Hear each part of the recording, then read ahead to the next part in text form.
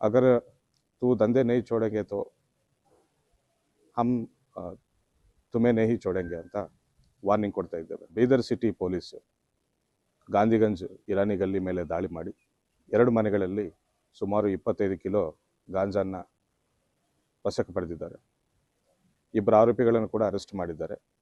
ಸುಮಾರು 12.5 ಲಕ್ಷ ಬೆಲೆ ಬಾಳುವ ಗಾಂಜಾನ್ನ ಜಪ್ತಿ ಮಾಡಿದ್ದಾರೆ. ಈ ಹಿಂದೆ ನಾವು ಹಲವಾರು ಬಾರಿ ಇರಾನಿ ಗಲ್ಲಿ ಆರೋಪಿಗಳಿಗೆ ನಾವು ಎಚ್ಚರಿಕೆ ನೀಡಿದ್ದೇವೆ.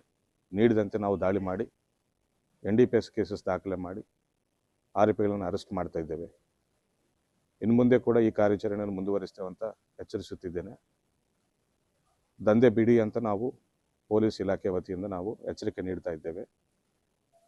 अगर तू धंधे नहीं छोड़ेंगे तो हम तुम्हें नहीं छोड़ेंगे ಅಂತ ವಾರ್ನಿಂಗ್ ಕೊಡ್ತಾ ಇದ್ದೇವೆ.